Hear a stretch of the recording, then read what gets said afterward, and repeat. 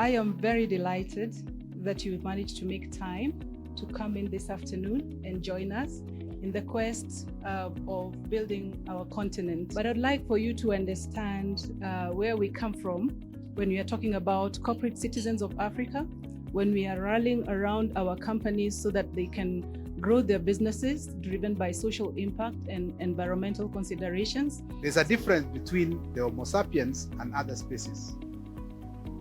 The Homo sapiens was given by God intelligence. The others were given instinct. Since we were then embedded with intelligence, we must then use our intelligence to save the planet. I don't know about you, but I care. I care that we do not leave our continent in the same state we found it. I care that the next generation does not leave our continent in the same state they found it. I care that Africa is not relegated to the same social and economic doom and gloom story, some real and not some so real, deep into the future. Masterpiece organizations, I believe, are those that have recognized the importance of holistic sustainability and have made it a core part of their business strategy. I just talked about Society 2030 being our business strategy for sustainability, and I am encouraging all business leaders to think about making sustainability and holistic sustainability, for that matter, a core part of your business strategy. So such companies or such organizations understand that sustainability is not just about reducing environmental impact, but it's mostly about creating value for all stakeholders, including customers, employees, and the communities in which you do business. It is about the triple bottom line. And by the triple bottom line, I mean people, planet, and prosperity. We also trying to minimize the carbon footprints for doing various initiatives. Like, for example, all our offices are a solar panel, and trying to, all our new developments, new showrooms are coming which have a solar panels, so we are not using electricity. Entire our Nairobi plant which we have put is also have renewable energies, and we're using a solar energy and solar panels to make sure that we don't affect the environment. NCBA has 5 pillars that champion the agenda of sustainability. We want to do business in a manner that can secure the future. The first is to ensure that we reduce our carbon footprint, which is what I think our speakers have talked about, the topic of today. I'm sure you've heard about hashtag change the story. We have an ambition to plant at least 30 million trees in the next 5 years. So far, we've planted about 7 million trees together with various partners.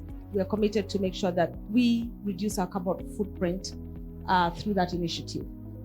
I do think that when we talk about sustainability, we have to really look at these 3 things and ask ourselves, as individuals, what is it that we can do to ensure that we are more responsible, to ensure that we are stewarding our resources and our people better, and to ensure that we are building a race that will survive the vagaries that we have ourselves created, that will at last. But it is also a really simple matter of what you do as an individual, what you teach your children. Do you turn off the tap when you go to the bathrooms, right? Do you switch off your lights when you're walking out of the room? Where is this energy coming from? These are really personal things that decisions that we can make at a personal level every day, and they will make a difference. We are very big on environmental conservation. We have planted over 54 million trees since 1978. Every year we target to plant at least 2 million trees. And unfortunately, when you look at also the clubs, even Kenya Rugby Union, even non-biz, they don't own their own facility. We lease. So that's one of the things that I want to change in Kenya Rugby Union, is to get our own land and develop a stadium, a purpose-built rugby stadium, modern, sustainable.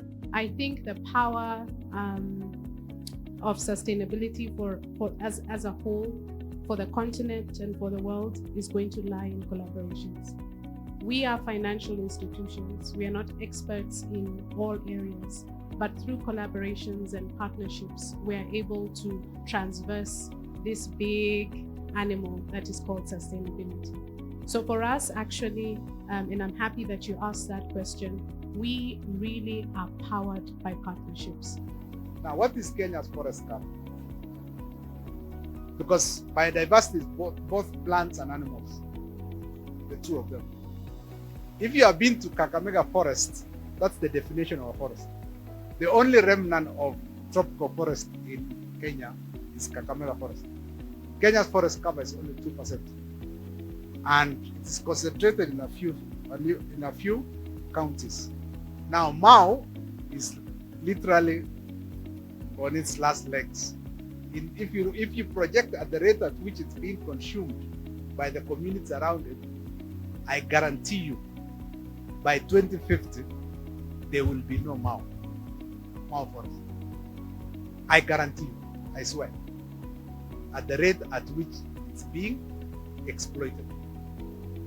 Now, Mau is the source of 12 rivers that sustain life. Now, what happens when those 12 rivers disappear? If we don't work together, then in your lifetime or the lifetime of your children, the earth will disappear.